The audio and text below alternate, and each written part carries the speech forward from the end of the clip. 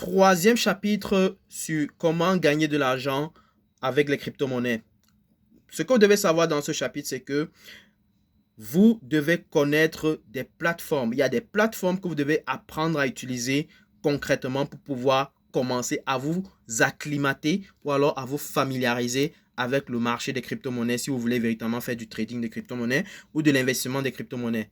Première plateforme, CoinMarketCap. CoinMarketCap va te permettre tout simplement d'avoir un annuaire de crypto-monnaie, c'est-à-dire s'il y a une nouvelle crypto-monnaie qui t'intéresse ou alors une quelconque crypto-monnaie dont tu as entendu à gauche ou à droite et qui t'intéresse à comprendre d'avant elle légèrement, de manière sommaire, en quoi consiste cette crypto-monnaie, de quoi, quel problème elle vient résoudre et véritablement comment est-ce que vous pouvez bien sûr quel est le contexte graphique de cette crypto-monnaie. Ça, vous pouvez l'avoir bien sûr sur CoinMarketCap. Vous devez consulter cette plateforme-là pour pouvoir avoir plus d'informations.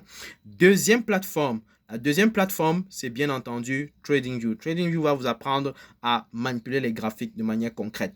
Vous devez apprendre absolument à manipuler un graphique. Sinon, vous êtes perdu. Vous devez absolument apprendre à le faire. Voilà pourquoi une formation est utile pour pouvoir vous montrer de manière pédagogique comment est-ce que vous devez naviguer sur ce type de plateforme-là et quels sont les outils essentiels que vous devez apprendre à utiliser. Ça, c'est pour la deuxième plateforme. La troisième plateforme que vous allez devoir utiliser, bien sûr, c'est la plateforme que je vais appeler... en fait, c'est la troisième plateforme que je vais devoir considérer ici. C'est tout simplement la plateforme sur le mapping des crypto-monnaies. Désolé pour la petite réflexion. Et donc, du coup, en fait, ce mapping te donne en fait une vue d'ensemble sur l'évolution des crypto-monnaies, un peu comme sur une carte, n'est-ce pas? Et donc, du coup, ça te permet d'avoir déjà le contexte global sur le marché. Il y a d'autres plateformes que je vais citer ici.